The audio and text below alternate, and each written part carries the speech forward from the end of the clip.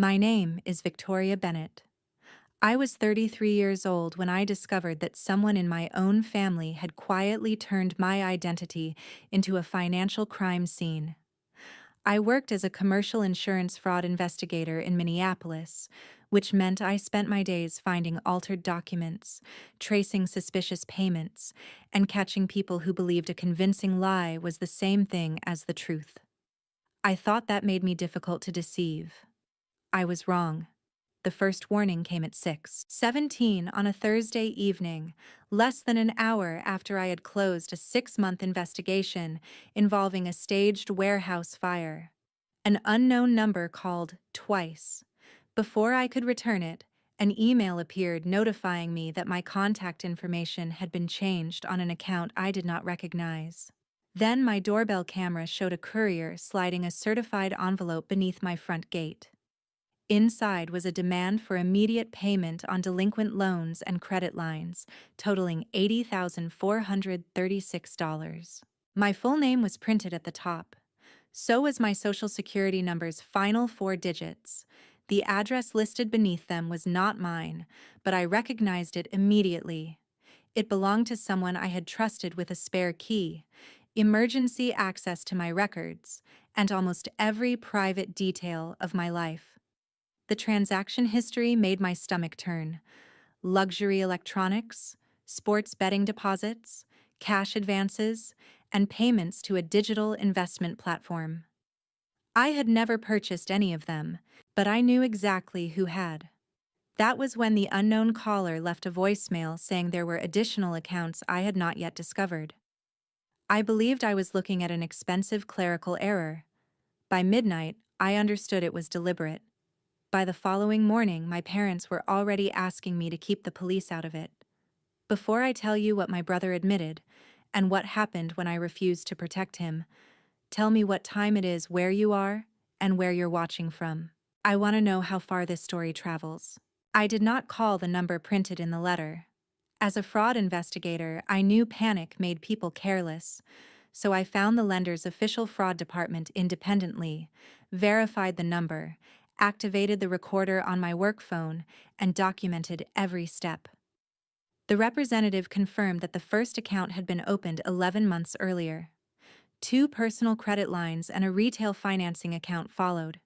Whoever applied had supplied my date of birth, previous addresses, employer history, mother's maiden name, and a photograph of my driver's license.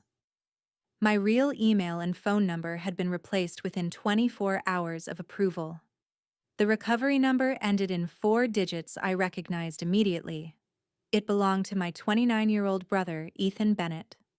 I did not accuse him yet. I asked the representative to preserve the applications, device identifiers, login history, uploaded documents, telephone recordings, and IP records. Then I contacted every other creditor and repeated the process. The deeper I looked, the worse it became. The applications had been submitted from locations near Ethan's apartment and our parents' home.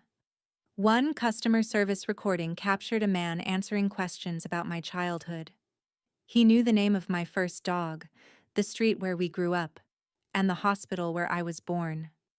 He even copied the professional tone I used at work. The imitation was imperfect, but it had been enough. 2 years earlier, after our father underwent emergency heart surgery, I had created an encrypted family folder containing identification scans, insurance details, medical directives, and emergency contacts. Ethan had access because our parents trusted him to help whenever I traveled. At the time, he hugged me and said he was glad I finally considered him dependable. Now I realized I had handed him everything required to impersonate me. Old memories began rearranging themselves into evidence. Ethan had asked which bank I used because he supposedly wanted advice about building credit.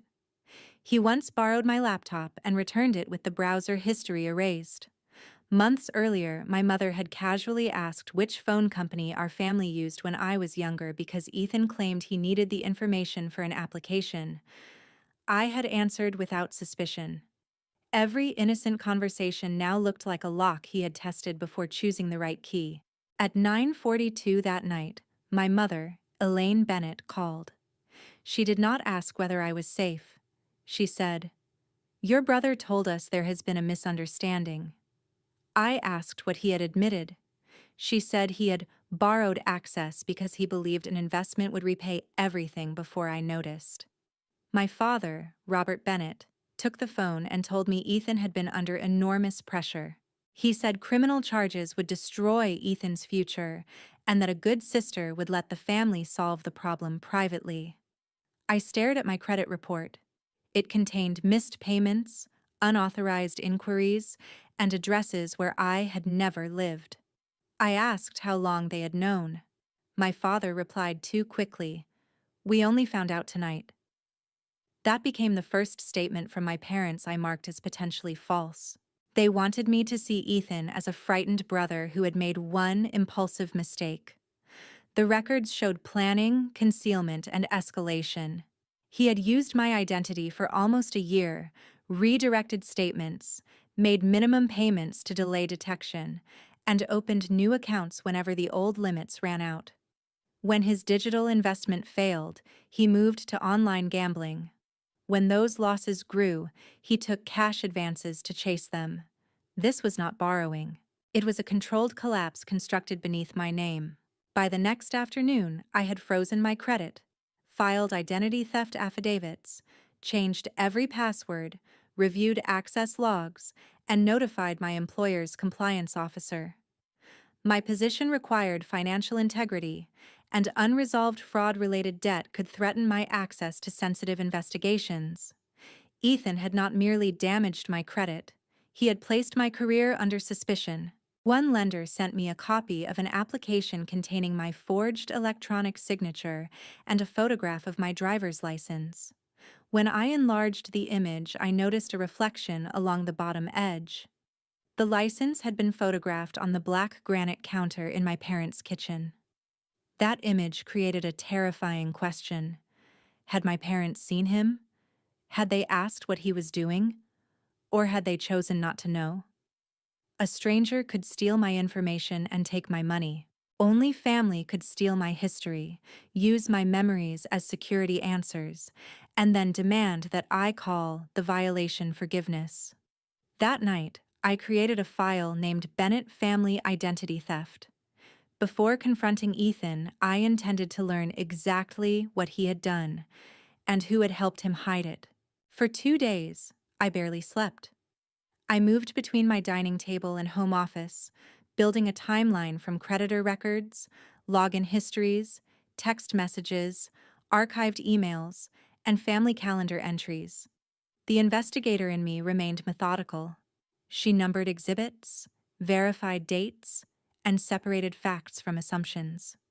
The sister in me searched desperately for an explanation that would make the betrayal less final. Ethan and I had once been close. When he left technical school, I paid 3 months of his rent. When his car was repossessed, I drove across the city at midnight to bring him home.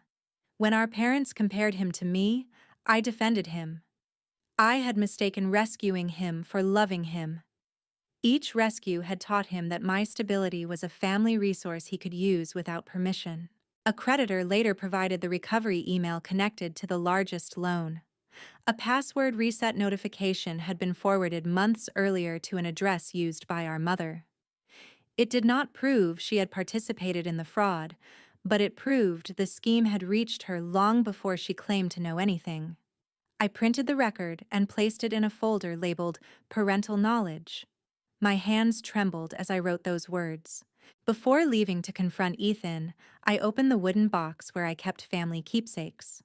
Inside was a brass compass he had given me after my first major promotion. The engraving read, "For the one who always gets us home." I had treasured it because I believed he understood what my support meant. As I lifted it, the box slipped. The compass struck the floor, cracking the glass over its face. I stared at the broken needle for several seconds, then left it where it had fallen. I prepared for the confrontation as though I were entering a hostile interview. I emailed the evidence archive to my attorney and closest friend, Marissa Cole. I enabled automatic cloud backup, shared my location with her, and told her to call the police if I failed to check in within 45 minutes. I carried copies rather than originals. I also decided what I needed from Ethan: a truthful explanation, the location of every account, and a signed acknowledgement that he had acted without my permission. Part of me still believed that if he confessed and accepted responsibility, I might support a structured repayment agreement instead of seeking the harshest possible punishment. That possibility disappeared before I entered his apartment. The building was an expensive converted warehouse near the river, despite Ethan's repeated claims that he could barely pay rent. A new motorcycle stood beside the mailboxes. One of the fraudulent statements showed a payment to the same dealership. When Ethan opened the door, his gaze moved from my face to the folder beneath my arm and then to my phone. He smiled as though we were sharing an embarrassing family misunderstanding. "Mom said you were overreacting," he told me. That sentence settled something inside me. He had not prepared to confess. He had prepared a defense. Inside, I saw an expensive gaming computer, unopened electronics, and a whiteboard covered with sports betting calculations. He had spent months converting my future into objects he could touch. I placed the folder on his table and asked, "How many accounts are there?" He leaned against the counter. "That depends on what you count as an account. Count everything opened, accessed, financed, or guaranteed using my identity." His smile disappeared. "You came here to interrogate me." "No," I said. "I came to give my brother one chance to tell the truth before I let the evidence speak for him." Ethan stared at the folder, then laughed. "You always do this. You turn everything into a case so you can be the smartest person in the room." I repeated my question. Instead of answering, he opened a beer and said the debt was not really $80,000 because some items could still be returned. He spoke as though fraud became harmless when the stolen merchandise had receipts. I placed the applications in front of him. "You used my social security number, license, employment history, and voice. You redirected the statements and made minimum payments to keep the accounts hidden. Which part of that was temporary?" His jaw tightened. "I was going to make money. The crypto group had a system. Then the market dropped, and I needed more cash to recover." "You lost the first loan, so you opened others." "I was trying to repair the damage." "You deposited thousands into betting platforms." "That was separate. It was funded by cash advances in my name." He slammed the bottle down. "You have money, a house, and a career. I needed one chance, and you had more credit than you would ever use." There it was. Not desperation, but entitlement. Ethan believed my unused credit belonged to him because I had built more stability than he had. I asked why he had not requested help. His expression filled with years of resentment. "So you could lecture me? So you could decide whether I deserved it?" I was tired of asking permission from the person Mom and Dad hold up as the family success story. I reminded him that I had paid his rent, covered his health insurance, and introduced him to employers. He dismissed it. "Exactly. You like being the person who saves me because it keeps me beneath you." I had never publicized anything I gave him, but resentment did not require truth. He said every compliment our parents gave me felt like an accusation against him. Instead of building a life he respected, he had decided to damage mine until the distance between us became smaller. He admitted the first loan had been partly an experiment. He wanted to see whether my information would work. When the application was approved, he convinced himself he would double the money and repay it. After losing most of it, he became angry at me because my strong credit allowed him to continue. "Your name kept opening doors," he said. "What was I supposed to do? Walk away?" "Yes," I replied. "That is exactly what you were supposed to do." His voice softened, and tears suddenly appeared. He reminded me of the night I brought him home after his car was repossessed, and the time I held his hand in the hospital when he was 12. "You're my big sister," he whispered. "You don't call the police on your own blood." For a moment, the words reached the sister I had been before the letter arrived. Then I noticed his phone lying screen down on a shelf.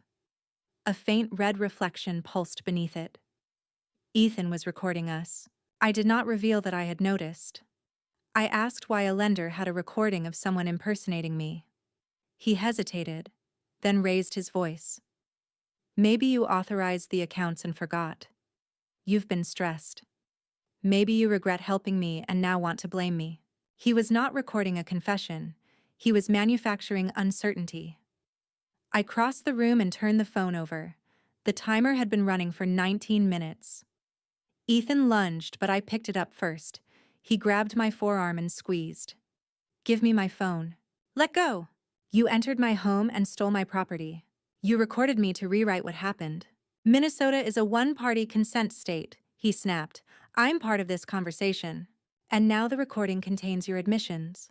His expression changed when he realized his own trap had preserved the truth.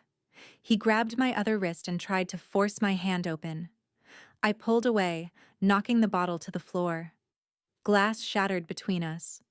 Ethan followed me toward the door and ordered me to delete the recording. I activated the emergency shortcut on my phone. When the dispatcher answered, I clearly stated my location and said my brother had admitted to identity theft, physically restrained me, and attempted to seize my phone. Ethan stepped back immediately, his face becoming frighteningly calm. Leave before you ruin everything, he said. I looked at the marks forming around my wrist. I didn't ruin this. 2 officers arrived in the lobby. Ethan tried to speak first, describing me as an emotional sister who had entered his home over a private debt. I showed them the bruises, creditor documents, disputed applications, and the cloud-backed recording. When an officer asked whether he opened the accounts, Ethan said I had known he was using my information. He could not produce written permission or explain why he redirected every statement. My parents arrived before the officers finished taking statements. My mother rushed toward Ethan as though he were the victim. My father demanded to know why I had turned a private problem into a police matter. Neither asked about my wrists. When I said Ethan had grabbed me, my mother answered, "He was scared. You cornered him." She had already decided that his fear excused his violence while my fear made me cruel. My father said there was still time to call the incident a misunderstanding. He promised they would refinance their home and create a repayment plan.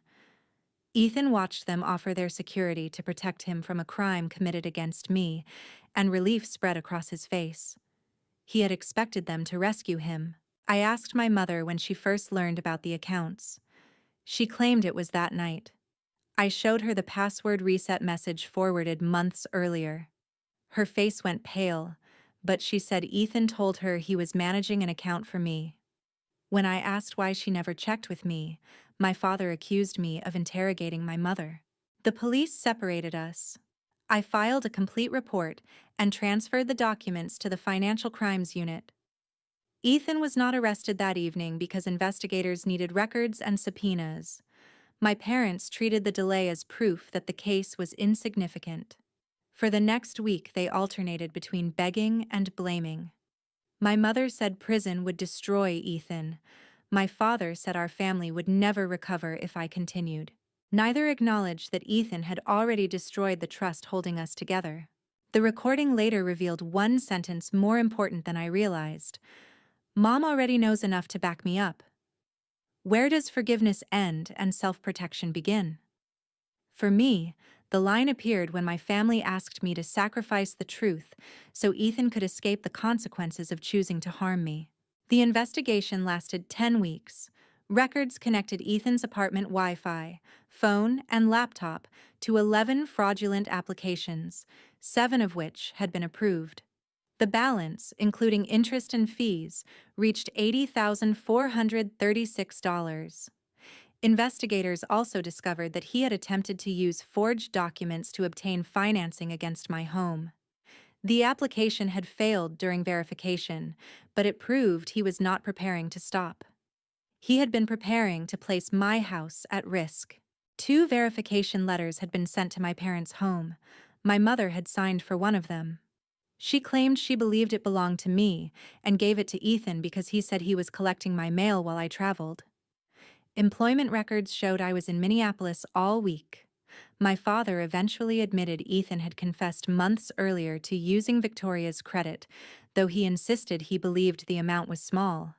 Instead of telling me, my parents gave Ethan $4,000 and instructed him to close the account.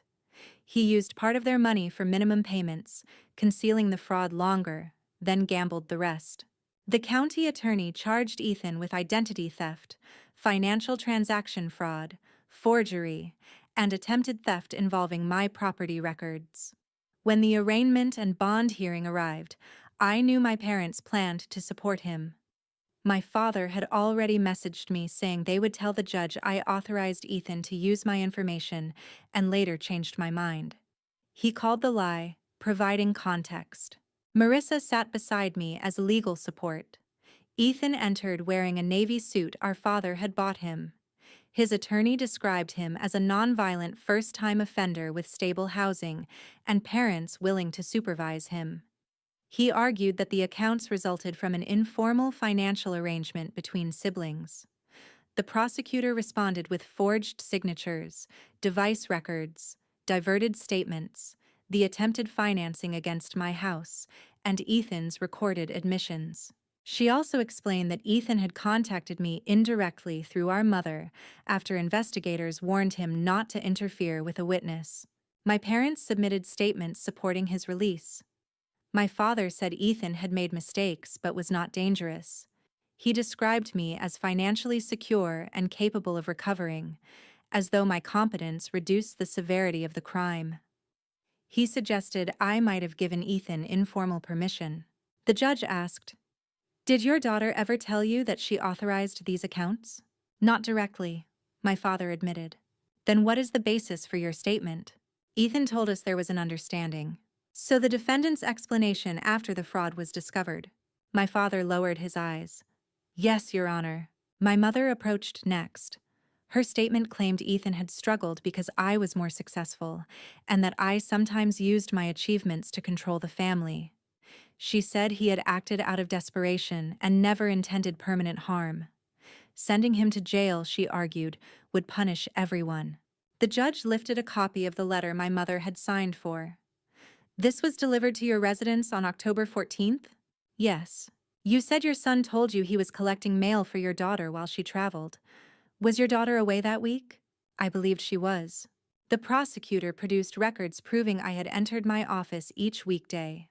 The judge asked whether my mother contacted me after a lender sent financial documents to her home. She said no. The judge asked why she transferred $4,000 to Ethan 2 weeks later. "We were helping him," she answered. "With what?" "Debt." "What debt?" I didn't know the details. The judge studied another document and asked the question that changed everything. "Mrs. Bennett, if you believed your daughter authorized these accounts, why did you send your son a text instructing him to keep Victoria from seeing the bank letters until everything is paid down?" My mother started shaking. The message had been recovered from Ethan's phone. I had never seen it.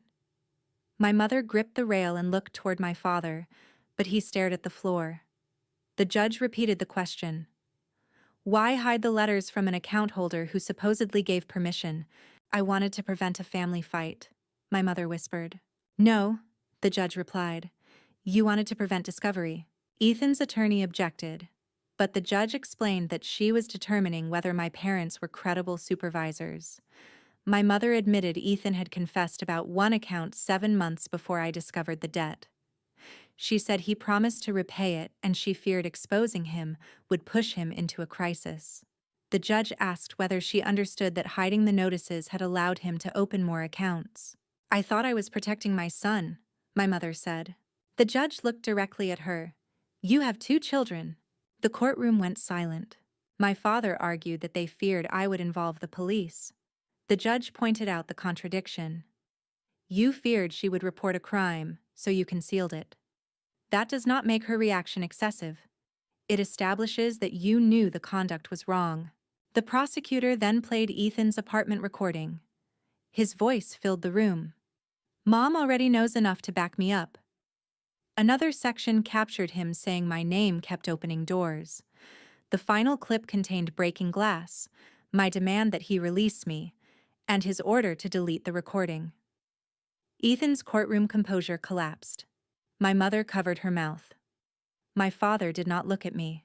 The judge rejected my parents as supervisors, imposed a strict no-contact order, restricted Ethan's access to financial accounts and electronic devices, and ordered electronic monitoring. Because my parents had concealed evidence and facilitated indirect contact, their home was deemed unsuitable. Ethan was taken into custody until secured release could be arranged. As the deputy approached, he turned to them and said, "You promised you could fix this." It was not an apology. It was anger that they had failed to rescue him. The case continued for months. Ethan initially pleaded not guilty, but forensic analysts recovered draft emails copying my writing style, photographs of my identification, and a spreadsheet titled VB Limits. It listed creditor limits, billing cycles, available balances, and detection risks. One column was labeled Parents Cover. Beside two accounts he had written, Mom Gets Mail. Facing overwhelming evidence, Ethan accepted a plea agreement. At sentencing, I explained how the fraud had endangered my career, damaged my credit, threatened my home, and forced me to hear my parents argue that my success made me an acceptable victim.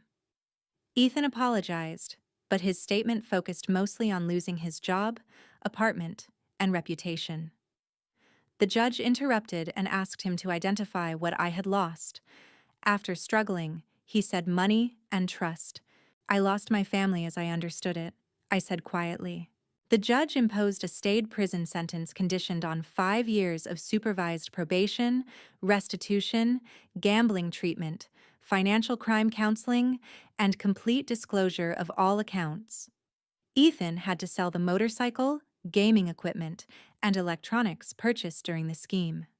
He was prohibited from contacting me directly or indirectly for 5 years, unless I initiated communication through an attorney. Any new fraud or violation could activate the prison sentence. His employer had already fired him for using company equipment during the scheme. His landlord refused to renew his lease, and several friends cut contact after learning their gifts had been purchased with stolen credit. My parents left the courthouse without me. My mother tried to approach, but Marissa reminded her that she could not carry messages from Ethan. My father looked at me as though I had destroyed something permanent. Perhaps I had destroyed the lie that hiding a crime was the same as protecting a family. That was the consequence none of them expected. The sentence stopped Ethan from opening new accounts in my name, but it did not erase the damage. Restoring my financial identity became another job. I disputed every account, submitted police records, reviewed creditor responses, filed complaints, and documented every call. Some lenders removed the balances quickly. Others treated the fraud as less serious because the offender was my brother. One representative suggested arranging repayment privately. I told her a crime does not become a family loan because the offender and victim share parents. My employer conducted an integrity review. I was cleared, but I had to expose the most painful details of my life to supervisors and compliance officers. For several weeks, I was removed from sensitive cases. No one openly accused me, yet every closed-door meeting felt like another punishment Ethan had assigned to me. When I returned to full duty, I noticed that I trusted verbal assurances less and became angry whenever someone described financial fraud as victimless. Ethan tried to bypass the no-contact order almost immediately. A package arrived containing the brass compass, now repaired. I had never told him it was broken. My mother must have taken it from my house before I changed the locks. A note read, "You always brought us home before." It sounded sentimental, but I understood the request. He wanted me to return to the role that protected him from consequences. I turned the package over to his probation officer. Messages then arrived through relatives. An aunt said Ethan was attending treatment and deserved encouragement. A cousin asked whether 5 years of separation was excessive. I replied once. The restrictions were imposed by the court because of Ethan's actions, not by my desire for revenge. After that, I stopped explaining myself. 3 months later, the probation officer informed me that Ethan had tried to obtain an online loan using a former roommate's identity. The application was blocked before any money was released. Ethan claimed an old browser profile had automatically filled the information, but the digital evidence suggested otherwise. The incident showed that his courtroom apology had been a survival tactic rather than a transformation. I cooperated with the investigation and requested an end to all indirect family contact. My parents blamed me again. My father said Ethan could never recover if everyone expected him to fail. I told him accountability was not an expectation of failure, it was a response to behavior. My mother said she had lost her son. I answered, "You chose to lose your daughter while protecting him." Then I ended the call. That evening, I sat alone in my house. There was no celebration and no satisfying sense that justice had restored what was taken. I had preserved my career and stopped the fraud, but victory carried a quiet cost. Childhood memories now contained missing pieces. Family holidays felt edited. Every act of support I had given Ethan raised the question of whether he loved me or simply studied what I would tolerate. Healing began only when I accepted that no explanation would make his betrayal reasonable. I changed the locks, replaced my identification, separated every remaining family account, chose new emergency contacts, and removed my parents from access to my financial and medical information. None of those actions felt cruel. They felt overdue. Nearly a year after the letter arrived, I agreed to meet my parents in a conference room at Marissa's office. I chose neutral ground because I no longer trusted emotional conversations without clear limits. Ethan was not invited, and my parents were warned that carrying messages from him would end the meeting. My mother looked older. My father looked angry that their sadness had not automatically brought me back. They spoke about the family events I had missed, the cost of Ethan's probation, and the difficulty of helping him find approved housing. Their language still placed him at the center. Finally, my father said, "We made mistakes, but we were trying to keep the family together." "Which family?" I asked. He frowned. "The family where Ethan was allowed to use my identity? The family where Mom hid bank letters? The family where you both suggested I authorized a crime against myself? Keeping everyone in the same room is not the same as keeping a family together." My mother started crying. In the past, her tears would have made me soften my words and comfort her. This time, I waited. Eventually, she admitted that Ethan had shown her the first account months before I discovered the fraud. He promised to repay it quickly. She remained silent because she feared I would cut him off. When more letters arrived, she became afraid that telling the truth would expose her earlier decision. Each lie required another lie. By the time I discovered everything, protecting Ethan also meant protecting herself from accountability. It was the first honest explanation she had given me. Honesty did not undo the harm, but it allowed us to discuss the real betrayal rather than a fictional misunderstanding. My father remained defensive. He said parents naturally protect the child who struggles most. I told him protection should help a struggling child face reality, not provide another victim to absorb the consequences. By rescuing Ethan from every failure, they had allowed irresponsibility to become criminal entitlement. I gave them 3 boundaries. Contact with me would remain limited and scheduled. They would never share information about my finances, house, work schedule, travel, or documents with Ethan. They would not carry gifts, messages, apologies, or requests from him. One violation would end contact indefinitely. My father called the rules harsh. My mother said she understood. I told them understanding would be measured by behavior, not promises. I did not forgive Ethan. Forgiveness is often presented as a door victims must open so everyone else can feel comfortable again.